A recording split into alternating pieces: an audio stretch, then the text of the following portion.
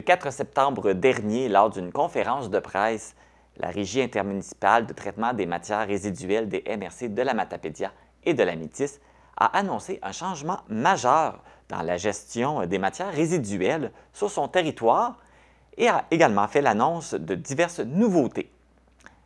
Avant de passer à l'entrevue, voici un extrait de cette conférence de presse et de cette annonce. Oui, une conférence de presse assez importante. Vous savez, la Régie intermunicipale des traitements de matières résiduelles a déjà une responsabilité qui est le traitement de ces matières pour deux MRC, la MRC de la Matapédia ainsi que de la Métis depuis quelque temps. Les MRC de la Métis et de la Matapédia ont déclaré leurs compétences en matière de maintenant aussi de la cueillette des matières résiduelles, fait en sorte qu'on refilé cette responsabilité-là à la Régie et aujourd'hui, dont l'annonce nous dit qu'à compter du 1er janvier 2025, la Régie va prendre en charge la collecte des 3 bacs dans la Matapédia et de la Métis. Pour discuter de ce changement, je reçois Vincent Dufault, qui est directeur général de la Régie. Bonjour Vincent. Allô. On a appris que la Régie va prendre la responsabilité de la collecte des 3 bacs, soit le recyclage, les déchets et le compost, pour les 2 territoires. Pourquoi avoir choisi de centraliser la gestion des matières résiduelles? Bien, en fait, faut comprendre, la Régie s'occupait déjà du traitement des matières résiduelles. On s'occupait aussi de la mise en place, de mise en œuvre du plan de gestion des matières résiduelles. Je travaille beaucoup avec les écocentres. Moi-même, je fais la gestion de l'écocentre de la Métis. Je travaille beaucoup avec l'écocide de la Matapédia. La collecte était ce qui était toujours au niveau des municipalités locales, des 18 municipalités locales de la Matapédia. Ce qui arrive, c'est qu'il y a un gros chantier qui a été mis en place au Québec qui s'appelle la modernisation de la collecte sélective, qui fait que les entreprises qui mettent en marché les matières recyclables deviennent responsables des matières recyclables du berceau au tombeau. Donc, sont responsables du traitement et de la collecte. Et eux, dans le fond, la façon que c'est fait, c'est qu'ils reprennent le traitement, donc on n'aura plus d'entente pour le traitement, mais la collecte serait faite par les municipalités. Et eux, ce qu'ils ont dit, on fera pas d'entente avec chacune des petites municipalités au Québec. On va faire des ententes à une échelle soit de MRC ou au moins 25 000 habitants. Okay. Et c'est là que c'est venu, dans la Matapédia, dans la Métis, de dire, OK, est-ce que la collecte du bac bleu doit être reprise à l'échelle minimalement de la MRC ou de la Régie? La question s'est posée, tant qu'à faire une des collectes, est-ce qu'on regroupe les autres également? On a fait une étude qui dit que c'était plus avantageux de garder les 3 collectes ensemble dans le même appel d'offres. Et après ça, de dire, est-ce qu'on ramène ça au niveau de la Régie? La réponse était oui, parce que d'un, ça permettait de centraliser une expertise. Ça permettait de regarder aussi dans le futur, voir si on veut aller en collecte en régie interne, on atteignait la masse critique. Donc, ça permettait certains avantages, puis éventuellement au niveau de l'optimisation du service, des routes de collecte, exemple, et autres. Donc, la décision qui a été prise l'année dernière, suite à la présentation de cette étude-là, les 2 MRC, chacune de leur côté, Matapédia et Métis, ont déclaré compétence sur la gestion de matières résiduelles et ont délégué à la Régie ce pouvoir-là. Et ensuite, les municipalités, dans le fond, ont continué à gérer la collecte jusqu'au 31 décembre cette année, mais à partir du 1er janvier prochain, ça va être la Régie. Là, c'est parti d'une étude, comme tu le mentionnais, mais est-ce qu'il y a des discussions qui se sont faites avec les municipalités avant? Est-ce qu'on a demandé leur avis, voir s'ils préféraient laisser partir la collecte? Tout le monde a été inclus dans cette discussion-là. Il faut comprendre aussi que le conseil de la MRC, c'est un conseil qui est formé des 18 maires de la MRC de la Matapédia.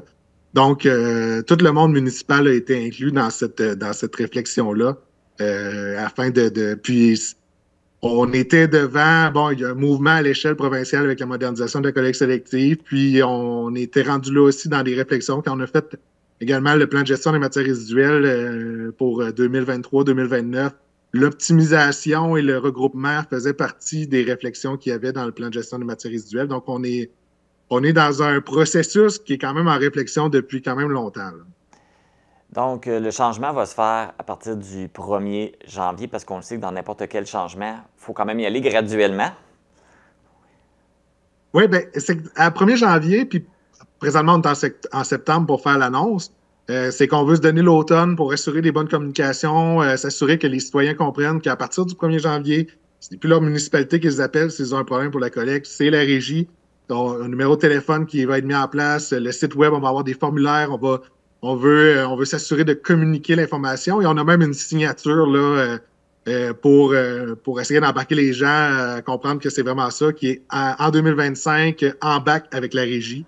Donc, j'imagine que vous avez l'image que vous allez pouvoir montrer. Oui, oui, le petit jeu de mots embarque avec, avec le bac. Fait que ça, c'est le slogan qui vient avec.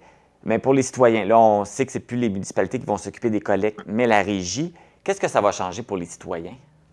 En gros, c'est que le calendrier de collecte, c'est la régie qui va le fournir. Qu'est-ce qui va dans le bac? C'est déjà la régie, mais la régie va le fournir. Ça va être envoyé par la poste, entre autres.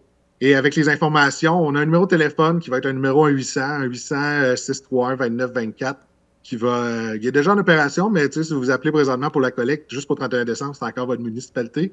Mais au 1er janvier, ça va être le numéro à rejoindre quand on a des problèmes pour la collecte, un bac brisé, etc. Puis notre site web, on va s'assurer que les informations soient disponibles. On va continuer le rappel de collecte. On va continuer des choses qu'on fait déjà, mais on va en faire un peu plus au niveau des communications. Ça va être bonifié là, pour les citoyens. Fait, dans le fond, le changement, c'est juste les dates qui risquent de changer. Puis s'il y a des problèmes, il y a des questionnements, ils n'appellent plus à la même place. Exactement. Puis c'est ça. Fait qu'on centralise ça. Puis éventuellement, et là, c'est là l'idée de centraliser, c'est qu'on va regarder pour optimiser la collecte dans les prochaines années. Là. Fait que là, c'est sûr qu'il va y avoir des changements graduels dans les prochaines années. Pour le 1er janvier prochain, évidemment, là, on veut garder ça, on veut garder une transition harmonieuse, là, fait que ça va être plus au niveau des communications. Mais c'est pas. L'idée reste toujours d'offrir le meilleur service au meilleur prix. Fait que c'est ce qu'on veut faire. Est-ce qu'au niveau des frais de service, il va y avoir des changements? Parce que là, les frais étaient demandés par les municipalités, mais là, ça va être demandé par la régie? En gros, de la façon que ça marche, les matières résiduelles dans la Matapédia, puis dans le monde municipal en général, c'est que vous payez un tarif d'enlèvement des déchets, là, un tarif sur votre taxation municipale. Ce coût-là, c'est un coût réel. Fait que c'est pas... en bout de ligne, c'est le coût qui comprend le camion qui s'en va chez vous, qui comprend le traitement des matières par la suite, qui comprend l'éco-centre, etc. Ce coût-là, dans le fond, va demeurer, mais on va essayer de l'optimiser pour, évidemment, vouloir le faire réduire le plus possible. Après ça, on est dépendant des appels d'offres, on ne se le cachera pas. On sait qu'il y avait déjà eu des grosses augmentations dans le passé. Là, on est tout le temps, on fait un appel d'offres, ben c'est le prix qui sort, puis on est pris avec ça. Là. Puis après ça, ben, les municipalités, dans le fond, ce que ça change, c'est pas tant pour les citoyens. Les municipalités, c'est qu'au lieu de payer un contracteur directement pour faire ça, ben, c'est via les codes-parts payés à MRC qui, eux, payent la régie. Ben, c'est la régie qui va payer le service. Okay. Fait que c'est administratif, cette partie-là, là, on comprend. Là. Mais ça reste pour monsieur, madame, tout le monde, là, ça va toujours rester dans leur tarification municipale. Le but va être d'optimiser ça, puis si on peut le faire réduire, tant mieux. Donc, d'ici, ce que les changements soient officialisés, que tout soit mis en marche du côté de la régie, les gens continuent de contacter les municipalités d'ici le 1er janvier? Oui, jusqu'au 31 décembre. Dans le fond, c'est leurs municipalités qui ont le contrat de collecte là, s'il y a des problématiques. Il y a un numéro en place là, également. Là, c'est sur votre calendrier de collecte là, pour dans la Matapédia là, pour lorsqu'il y a des problèmes. Là, j'ai oublié le numéro, là, mais vous l'avez sur votre calendrier de collecte. Là. Parfait. Donc, valide jusqu'au 31 décembre.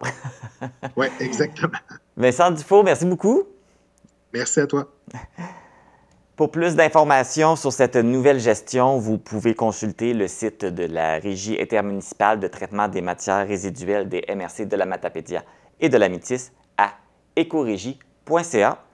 Ou si vous voulez voir ou revoir la conférence de presse, elle est accessible via la page Facebook de la Régie.